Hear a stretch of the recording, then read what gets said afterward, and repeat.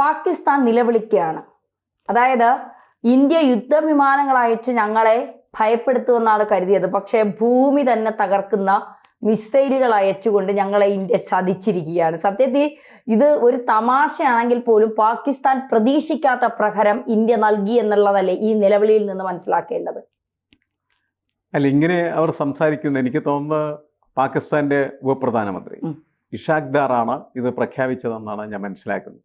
അങ്ങനെ അദ്ദേഹം പറയാനായിട്ടുള്ള കാരണം എന്താണെന്ന് വെച്ച് കഴിഞ്ഞിട്ടുണ്ടെങ്കിൽ, ഒരു മിലിറ്ററി ആക്ഷൻ വരുന്ന സമയത്ത് എല്ലാ മിലിറ്ററി കേന്ദ്രങ്ങളും എങ്ങനെയാണ് ശത്രുക്കൾ പ്രതികരിക്കാനായിട്ടുള്ള സാധ്യത ഉള്ളത് എന്ന് മുൻകൂട്ടി ഒരു രൂപരേഖ തയ്യാറാക്കി വെക്കും. അതവരുടെ ഒരു പ്രഡിക്ഷനാണ് ശരിക്കും.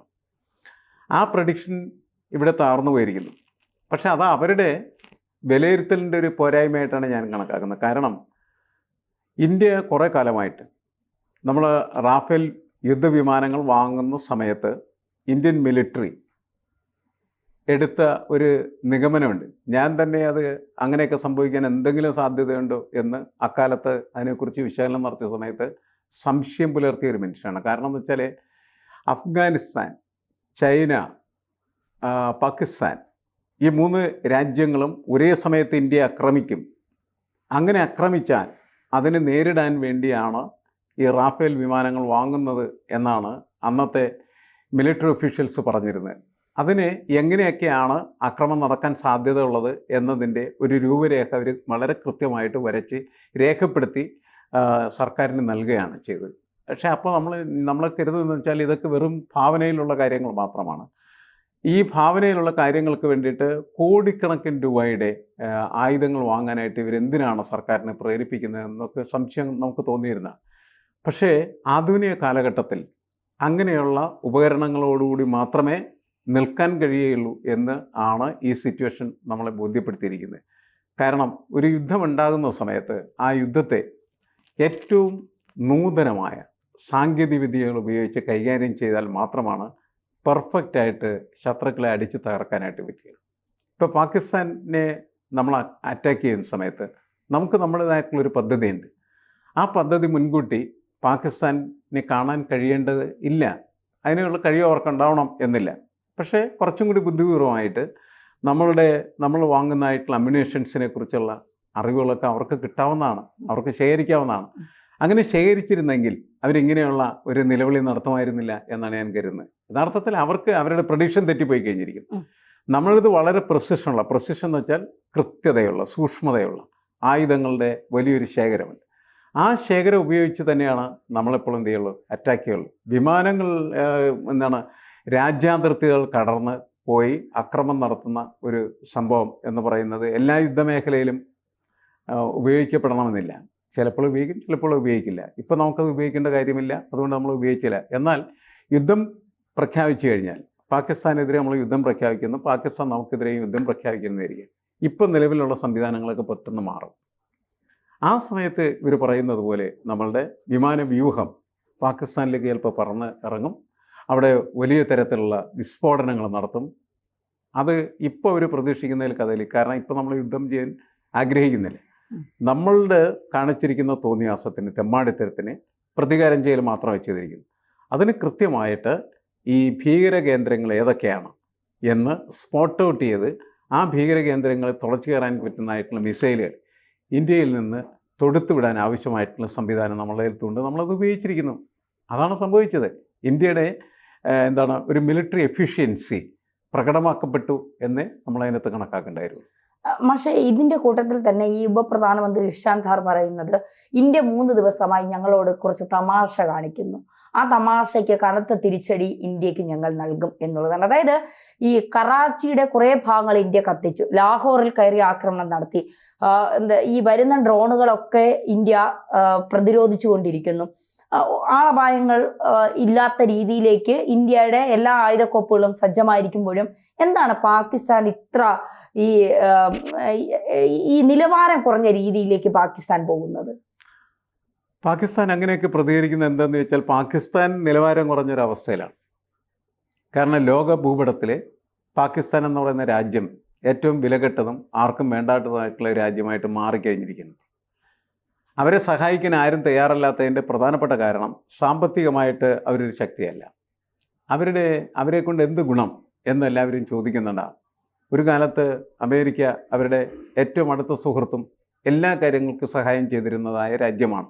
ആ രാജ്യത്തിന് പോലും ഇപ്പോൾ ഇവരുടെ വലിയ താല്പര്യമൊന്നുമില്ല എന്ന് നമുക്കറിയാവുന്നൊരു കാര്യമാണ്. അപ്പോൾ അവർ വില കുറഞ്ഞ രീതിയിലേക്ക് പ്രതികരിക്കാനായിട്ടുള്ള കാരണം അവരുടെ വിലക്കുറവ് തന്നെയാണ്.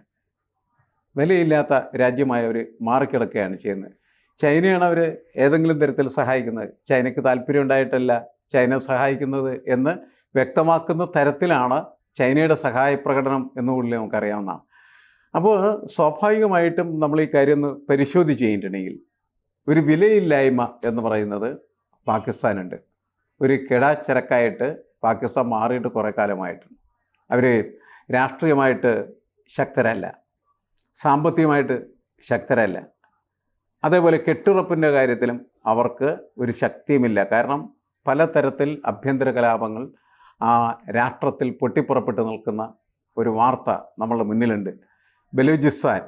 ബലൂചിസ്ഥാൻ ലിബറേഷൻ ആർമി എന്ന് പറയുന്നത് പാകിസ്ഥാനെ രണ്ടായി മുറിച്ചുകൊണ്ട് മാത്രമേ പോവുകയുള്ളൂ എന്ന് പ്രഖ്യാപിക്കപ്പെട്ടിരിക്കുന്ന ഒരു അന്തരീക്ഷമുണ്ട്.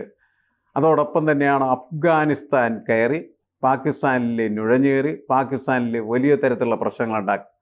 ഒരു കാലത്ത് അമേരിക്ക ആധിപത്യം അഫ്ഗാനിസ്ഥാനത്ത് നിന്ന് നടത്തിക്കൊണ്ടിരിക്കുന്ന സമയത്ത്, അമേരിക്കൻ പട്ടാളം ഉണ്ടായിരുന്ന സമയത്ത്, ആ പട്ടാളത്തെ മുഴുവൻ ശരിപ്പെടുത്തുന്നതിന് വേണ്ടിയിട്ട് അഫ്ഗാനിസ്ഥാനിൽ നിന്ന് തീവ്രവാദികളെ കൊണ്ടുവന്ന് പാകിസ്ഥാൻ മദ്രസകളിൽ പഠിപ്പിച്ചു വിട്ടിരുന്ന കേന്ദ്രമാണ്. അങ്ങനെ പഠിപ്പിച്ചു വിട്ട ആ അഫ്ഗാനികൾ തന്നെയാണ് ഇപ്പോൾ കയറി പാകിസ്ഥാനായിട്ട് പണിതുകൊണ്ടിരിക്കുന്നതെന്ന് ആരും മനസ്സിലാക്കുക. അപ്പോൾ ഇങ്ങനെ ആഭ്യന്തരമായിട്ട് പലതരം കലാപങ്ങളിൽ ഏർപ്പെട്ട് നിൽക്കുന്ന രാഷ്ട്രം, സാമ്പത്തികമായിട്ട് ദരിദ്രമായിട്ടുള്ള രാഷ്ട്രം, സാങ്കേതിക വിദ്യയിലും ദരിദ്രമായിട്ടുള്ള രാഷ്ട്രം, ആയുധ സംഭരണത്തിൽ വലിയ തോതിൽ പാപ്പരായ രാഷ്ട്രം, ഇങ്ങനെയൊക്കെ പരിശോധിക്കുന്ന സമയത്ത് അവർക്ക് വില കുറഞ്ഞിരിക്കുന്നു എന്നുള്ളത് വ്യക്തമാണ്. ആ വിലക്കുറവിൻ്റെ വിലാപങ്ങൾ മാത്രമാണ് ഈ ഉപപ്രധാനമന്ത്രി എന്ന് പറയുന്ന ഇഷാഖ് ദാറിൽ നിന്ന് നമ്മളിപ്പോൾ കേട്ടുകൊണ്ടിരിക്കുന്നത്. അതാണ് നമ്മൾ മനസ്സിലാക്കേണ്ടത്. ഇന്ത്യ ഇവർ ഭയക്കുന്നുണ്ട് അല്ലേ? ഒരു യുദ്ധമുണ്ടാവും, അണുബോംബിടും, ഇപ്പോൾ ഇന്ത്യ തകർക്കും എന്നൊക്കെ പറയുന്നെങ്കിലും മാനസികമായി പാകിസ്ഥാൻ തകർന്നിരിക്കുകയാണ്. കാരണം അതുകൊണ്ടാണ് പാക് പട്ടാളക്കാരിൽ നിന്ന് സഹായം കിട്ടില്ല എന്ന് മനസ്സിലായപ്പോൾ തീവ്രവാദികളെ കൊണ്ട് ഇന്ത്യയിലേക്ക് ആക്രമണം നടത്താനാണ് പാകിസ്ഥാൻ തീരുമാനിച്ചിരിക്കുന്നത്. അപ്പോൾ ഇതിൽ നിന്ന് എന്താണ് മനസ്സിലാക്കേണ്ടത്? അത് ഒരു രാഷ്ട്രത്തെ, രാഷ്ട്രത്തിൻ്റെ ആത്മാവിനെ, രാഷ്ട്രത്തിൻ്റെ മനസ്സിനെ ഒക്കെ രൂപപ്പെടുത്തിയെടുക്കുന്നതിന് മത തീവ്രവാദം ഉപയോഗിക്കപ്പെട്ടാൽ, മത തീവ്രവാദ രാഷ്ട്രമായിട്ട് രാഷ്ട്രം മാറിക്കഴിഞ്ഞാൽ രാഷ്ട്രത്തിൻ്റെ ഒരു സ്പിരിറ്റ് നഷ്ടപ്പെട്ടു. അവിടെ പിന്നെ ഈ മത തീവ്രവാദം മാത്രമായിരിക്കും ശക്തി പ്രാപിക്കുക. അങ്ങനെയാണ് പാകിസ്ഥാനിൽ തീവ്രവാദികൾ വളരെയധികം മുളച്ചു പൊങ്ങുകയും അവർ പന പോലെ വളരുകയൊക്കെ ചെയ്തുകൊണ്ടിരിക്കുന്നത്. പട്ടാളം എന്ന് പറയുന്നത് അപ്രസക്തമായി തീരുകയാണ് ഇവരുടെ മുന്നിൽ. പട്ടാളം പോലും ഇവർക്ക് കാവൽ നിൽക്കുകയാണ് ചെയ്യുന്നത് ഇവരുടെ സംരക്ഷണത്തിന് വേണ്ടിയിട്ട്. അങ്ങനെ തീവ്രവാദികൾ അവിടുത്തെ ഏറ്റവും ശക്തിയുള്ള ആക്രമണത്തിന് പറ്റിയ ഉപകരണങ്ങളായിട്ട് മാറി നിൽക്കുമ്പോൾ പാകിസ്ഥാൻ സർക്കാർ പോലും എന്ത് ചെയ്യുന്നു? ഈ തീവ്രവാദികളെ അവരുടെ സഹായത്തിന് വിളിക്കുകയും അവരെ ഉപയോഗിക്കുകയും ചെയ്യുന്നത്. ഇന്ത്യക്കെതിരെ ഇപ്പോൾ യുദ്ധം നടക്കുന്ന സമയത്ത് പട്ടാളത്തേക്കാൾ കൂടുതലായിട്ട് തീവ്രവാദികളെ ഉപയോഗിക്കാനായിട്ട് പറ്റുമോ എന്നാണ് ഇന്ന് പാകിസ്ഥാൻ ഗവൺമെൻറ് ആഗ്രഹിച്ചുകൊണ്ടിരിക്കുന്ന അല്ലെങ്കിൽ ആലോചിച്ചുകൊണ്ടിരിക്കുന്നത്. ഇതിൻ്റെ കാരണം എന്ന് വെച്ചാൽ ഈ ചാവേറായിട്ട് പോകാൻ എവിടെ ആളെ കിട്ടും എന്ന് ചോദിച്ചാൽ ഈ മതഭ്രാന്തന്മാരെല്ലാം കിട്ടുകയുള്ളൂ. അപ്പോൾ അവർ സ്വാഭാവികമായിട്ടും ചാവേറായിട്ട് പോകാനും ചാവാനും തയ്യാറാണ്. അപ്പോൾ പാകിസ്ഥാൻ വിചാരിക്കുന്നത് എന്താണ്? ഇന്ത്യക്കെതിരെ ഉപയോഗിക്കാൻ പറ്റുന്ന ഏറ്റവും നല്ല ഉപകരണം, ടൂൾ എന്ന് പറയുന്നത് ഈറ്റിങ്ങളാണ്. അതുകൊണ്ട് ഇവരെയും കൊണ്ട് എന്ത് ചെയ്യാം, ഇന്ത്യ ആക്രമിക്കാം എന്ന് കരുതുന്ന ഒരു സ്ഥിതിയിലേക്ക് ഇവർ എത്തിക്കഴിഞ്ഞിട്ടുണ്ട്. ഇന്ത്യക്കെതിരെ ഒരു ചെറുവിരൽ അനക്കാൻ സമ്മതിക്കില്ല എന്ന നിലപാടാണ് ഇന്ത്യ എടുത്തിരിക്കുന്നത് പാകിസ്ഥാൻ. കാരണം ഭീകരവാദത്തെ വളർത്താതിരിക്കുക എന്നുള്ളതാണ് ഇന്ത്യയെ സംബന്ധിച്ചിടത്തോളം പാകിസ്ഥാനോട് ഇന്ത്യ പറയുന്ന ഏക കാര്യം എന്ന് പറയുന്നത്. ബാക്കി നിങ്ങളുടെ കാര്യങ്ങളിലൊന്നും ഞങ്ങൾ ഇടപെടാൻ വരുന്നില്ല എന്നുള്ളത്. ഇത് പാകിസ്ഥാൻ നിർത്താൻ വല്ല സാധ്യതയുണ്ടോ? ഈ തീവ്രവാദത്തെ അടിച്ചൊതുക്കുക എന്ന് പറയുന്നത്, അല്ലെങ്കിൽ ഉന്മൂലനം ചെയ്യുക എന്ന് പറയുന്നത് സമാധാനം ആഗ്രഹിക്കുന്ന ഒരു രാഷ്ട്രത്തിൻ്റെ ആവശ്യമായി മാറിക്കൊണ്ടിരിക്കുകയാണ്. ഇടക്കിടക്ക് ഇന്ത്യയിലേക്ക് കാശ്മീർ വഴിയോ അല്ലെങ്കിൽ പഞ്ചാബ് വഴിയോ രാജസ്ഥാൻ വഴിയൊക്കെ ഈ ഭീകരന്മാർ കടന്നു വരികയും നമ്മളെ ആക്രമിക്കുക എന്ന് വെച്ചാൽ ചുമ്മാ അവർക്ക് വേറെ കാര്യമൊന്നുമില്ല. അവർ കടന്നു വരുന്നു, വെടിവെക്കുന്നു, നമ്മുടെ കുറേ ആളുകൾ മരിച്ചു പോകും. ഇതെങ്ങനെ സഹിക്കും? ഇതിനൊരു അറുതി വേണ്ടേ? ഇതിനൊരു അറുതി വേണമെങ്കിൽ എന്ത് വേണം? ഇവരെ നിർമ്മിക്കുന്നതായിട്ടുള്ള നിർമ്മാണപ്പുര തന്നെ കത്തിച്ച് കളയുക എന്നുള്ളതാണ്. അങ്ങനെയാണ് പാകിസ്ഥാൻ എന്ന് പറയുന്ന ഈ നിർമ്മാണപ്പുര തകർക്കുക എന്ന് പറയുന്നതാണ് ഇതിൻ്റെ പ്രധാനപ്പെട്ട ലക്ഷ്യം എന്ന് ഇവിടെയുള്ള മിലിറ്ററി ഇൻ്റലിജൻസും മറ്റുമൊക്കെ ചിന്തിക്കാനായിട്ട് ഇടവന്നിരിക്കുന്നത്. അപ്പോൾ ആ രീതിയിലേക്ക് പോകും. നമ്മൾ പിന്നെ ഇതിനകത്ത് നമ്മളുടെ ഒരു രാഷ്ട്ര സംവിധാനം അതിനകത്ത് ഇടപെട്ട് പരമാവധി എന്താണ് പ്രതിരോധത്തിൽ കാര്യങ്ങൾ നിർത്താനും ഒരു സംഘർഷം ഒഴിവാക്കാനും യുദ്ധം ഒഴിവാക്കാനുമുള്ള ഒരാഗ്രഹം നടക്കുന്നു എന്ന് മാത്രമേ ഉള്ളൂ. എവിടെ വരെ എത്തും എന്താവും എന്ന് കാത്തിരുന്ന് നമുക്ക് കാണേണ്ടിയിരിക്കുന്നു.